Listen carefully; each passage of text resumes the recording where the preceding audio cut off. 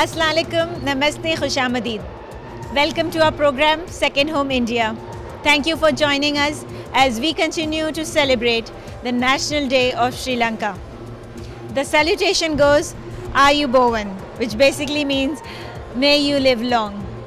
I'm pleased to take you tonight into the journey of their beautiful heritage and culture of dances, merrymaking, and music. Welcome.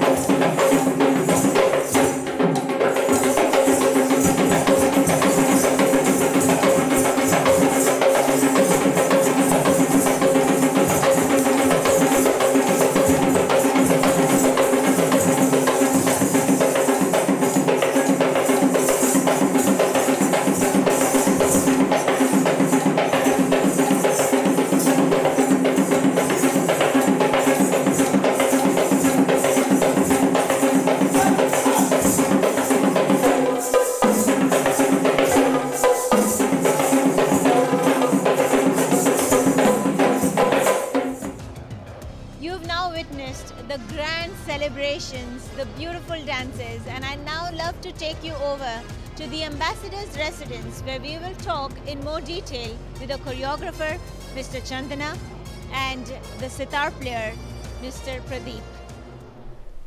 I'm extremely pleased to bring to you this versatile choreographer who's come from Sri Lanka with his dance troupe to Kuwait.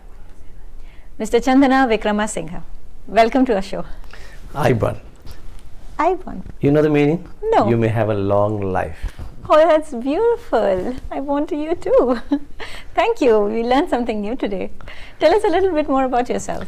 I started when I was 5 years old. I started my dance from Chitrasena Dance Academy. Then I went to my Guruji, my teacher, Kulasiri Buddhavatta.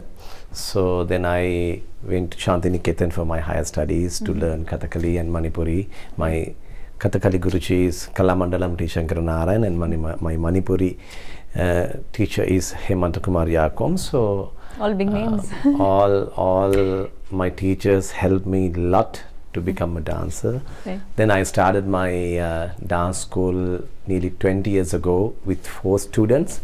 Now nearly we have 4,800 students in 7 branches in Colombo. Oh, wow. With the professional dance troupe. The professional dances are different. Right. And I have schools, 7 schools there.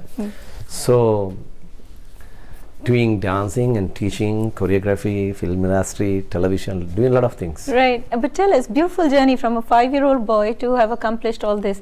But in between, tell us if you faced any resistance from your parents, because it's not very common for parents to say, okay, my 5-year-old boy wants to dance, let him dance. Was that? Of course, my parents, especially my mom and dad, they don't like their eldest son to become a dancer. Right. So even my relations, even my uncles and aunts, they don't want to be a dancer. Right. So they don't be any one of their kids their family as a dancer. Right. Because they are doing different things. Doctor, they are learning for doctor. Right. Generally, you want your children to be a doctor, engineer. But my mom, she helped me a lot, and my uncles. One of my uncle helped me a lot to become a dancer. Wow. She's behind me always. It's good to have your mom's support, huh? Yeah, definitely. Yes, they say success, mom's prayers always has a huge hand in the success of a child. So I'm glad you have that, because it has enabled us to be looking forward to this beautiful program, the dancing troupe. So dance for you is a form of exercise, a form of worship. What does dance mean to you? It's a devotional thing. Devotion. It's a worship like this. But I do different things because I am a trained Kenyan dancer, traditional Sri Lankan Kenyan dancer. And I learned, Tagore came to Sri Lanka 1930. So after that, a lot of Sri Lankan dancers used to go to India to learn Kathakali, Manipuri, Bharatanatyam, different things. Right. Because we have only Nritya. So we have in dance, Nritya, Natya. Nritya means only the hands movements and the leg movements. Okay. Nritya means with mudra, facial expressions, tal, from the legs, the hand movements and the facial expression. Then Natya mean all together with the voice, the vocal. But in Sri Lanka we have only hand movements and leg movements. But after Tagore came to Sri Lanka 1930s, then a lot of people came into India to learn all these things like Kathakali. But then slowly it's changed. At that time Uday Shankar was there. Okay. Chitra Sen inspired by Uday Shankar. So that style came to Colombo. Right. To Sri Lanka. Right. Then after that, the generation to generation, it's changed. Yes. Now we are that explains a lot, because Indian and Sri Lankan cultures do look very similar. Even my dance troupe, even my dance schools, we have a special dance called Navanirtya. Navanirtya mane Kenyan, Low Country, Sabargam. We have 3 forms of dance in Sri Lanka. Kenyan from up country, Low Country from the southern part of Sri Lanka, the mass dance. You can see tomorrow the beautiful mass dances on stage, and Sabargam from the central province, and Kathakali and Manipuri. So we mix, it's like a fusion. Yes. We call Navanirtya. So we teach Navanirtya to students. People like to learn different things. So my dancers, thousands of dancers from Colombo to Kandy, different part of Sri Lanka, I have students. So they learn Navanirtya. Navanirtya. Okay. I believe you've also had experiences on international platforms. Your shows in London. Tell us something about that. Definitely. It was 1990. I was in Sadler's Wells with Sama Ballet Troupe. Actually, at that time I was a dancer like my guys. So after that, I performed in Bella Russia in Bolshoi Theatre. Okay. It was my most I don't know how to say it. It's a wonderful experience for me to perform at the Bolshoi Theatre. So we performed at the Bolshoi Theatre, and last year I was in London for Lords in front of 25,000 people were there during the Sri Lanka and England cricket match. In front of 25 people, I had to dance with my dance troupe for different places, and even I won because I'm in the film industry also. I see. I'm doing in Sri Lanka. We have a very good film industry now. Yes. So I won the best choreographer of the year 2-3 years back, and still I'm doing film choreography. I see. And last year I won the Brisla Award. It's international award from London, media and art category. Wow, Mabruk so for doing that. Different things, yeah. Mabruk. So your audience in London was all mixed nationalities. What kind of audience did you have? Do you not only British people, because I travel nearly 74 countries like Moldova, England, Paris, London, Tokyo, different places, different people, different nations. Not only the Sri Lankan, not only the Sinhalese, not only the Tamils, not only the Muslims. And you attracted all these different nationalities, people coming from different walks of life. And I was having a word with His Excellency, and we were talking about how music and dance doesn't really transcends all nationalities and languages, and this is proof and evidence of that. Everybody needs us. Everybody needs dances. Everybody needs songs, music, dance, art, culture. Everybody needs. Right. What's the message you want to give through dance? Because I used to travel. I told you, I used to travel nearly 74 countries around the world. Each my dance piece, each my act, I try to give a message like everybody wants peace, everybody need harmony, peace and harmony. I take this message to all over the world, from Australia to USA, I'm taking this message with my dance. Wow, beautiful message. By the way, my name Amina also means peaceful. We need Amina. Amina, yeah. But I couldn't let you go without asking you your experiences of being a judge. Is that very difficult to be able to, you know, is it about criticizing? It is about complimenting? Is it about bringing the talent from the Oh my God. What is now nearly 8 years with TV Dharana. We have in India, Little Champ. Yes. And in Sri Lanka, we have Little Star. Okay. Little Star is one of the most popular program in Colombo. It's the rating is very high. Okay. Very high every Sunday. I'm sure. So talents, the kids, the kids from all over Sri Lanka. They may be Sinhalese, they may be Tamil, they may be Muslims, Burgers, they all. So nearly 8 years I used to judge them. It's not easy to judge the small kids because we have to think about their mind. Yes. We don't want to hurt their mind. True. Because if maybe the girl, 1 or 2 kids dancing, so we have to cut them if they are not doing well. So, but we don't want to. Yeah, that is the most important thing. We don't want to hurt the kids' mind. Right. So I think I am so happy that TV channel still with me now, nearly 8 years with me with Little Star. Wow. And it's, you know, all these kind of different platforms that the children are getting these days. I think it's a great opportunity to catch the talent young. Yes. You must be seeing so many young talents during your show. Are you mesmerized with their performances? Yes, recently I had my one school, nearly 600 kids on stage. In Colombo, recently I had, and recently I have to forget it because we have a new dance concert called Drums and Dance. It's a very artistic program. Drums and Dance, Nadru and Chandana live in concert. Nadru is a very popular Sri Lankan young percussion band. So we are we are doing a concert. And recently, last December 12th, we had a performances with the American legend, Jonathan Hollander. He came to Sri Lanka to work with me. So we had a nice concert with him, and I choreographed with him at called Village. Right. It's a global village. The American dancers and my dancers performed together, and they performed Rag Durga. It was a very good concert. I'm sure it must have been a treat for people there. Yeah, we are working with different people, and now next month I'm going to perform with Apsaras from Singapore. Okay. So we are going to do a very big event in Colombo. Wow, lots of things to look forward to for you, and I wish you every success in all the things that you're going to take up and pursue. You seem like this very versatile person, very accomplished, successful, and may success be yours all the way. When we have a very bad time in Sri Lanka, we had different things. Always the Kuwait people helped us.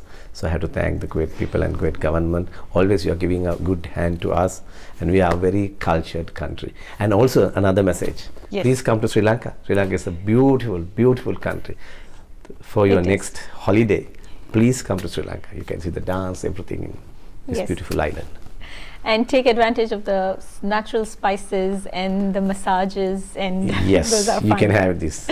Yes, thank you. Thank you so much for talking to us. Thank you. Aiban again. Aiban.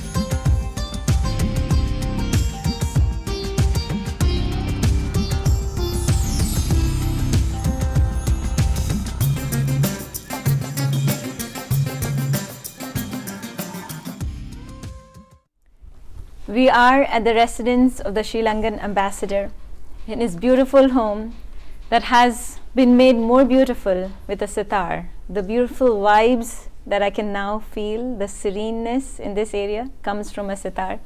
We have with us, all the way from Sri Lanka, a sitar player, but not only that, a lecturer, a composer, and I'm so pleased to introduce you to him, Mr. Pradeep Ratnayake. Welcome to our show.